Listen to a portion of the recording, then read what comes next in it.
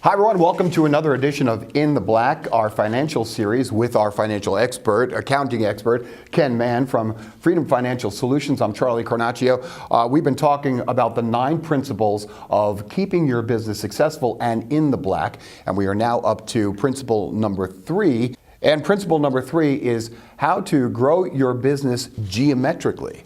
So now you get me scared because now we're talking about algebra. And I wasn't that good in algebra. But I guess the adage is if your business isn't growing, it's dying. Correct. So I'm going to scare you even more because there's really 2 phases that you can look at about business growth. The first one is linear and the second one is geometric, both geometry terms. Okay. All right.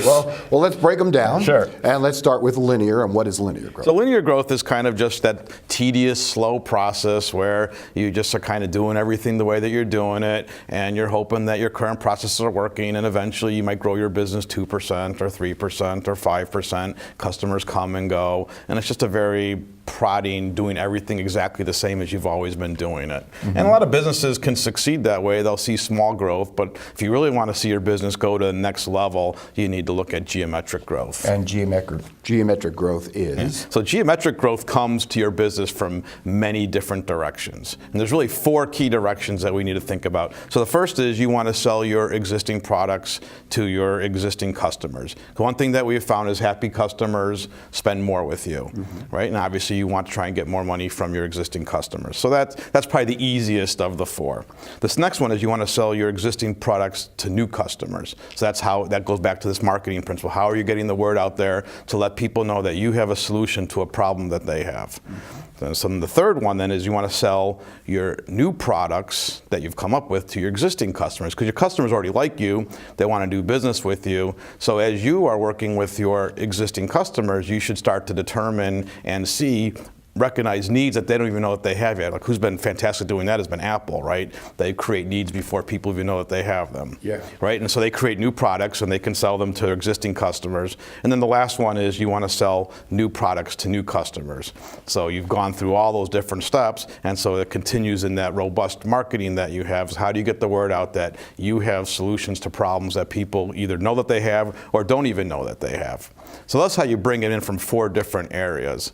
You know, it's true that it's cheaper to keep an existing client than to make a new client. Mm-hmm. So you want to make sure that you're continually meeting the needs of your existing clients like we talked about in Principle 2, as well as finding ways to give them more value and have them want more services from you. So for an example, an accounting firm, maybe we just started doing income tax returns. Maybe we can add payroll, for example, as a new service that we can sell to our existing clients, and we can also sell to new clients.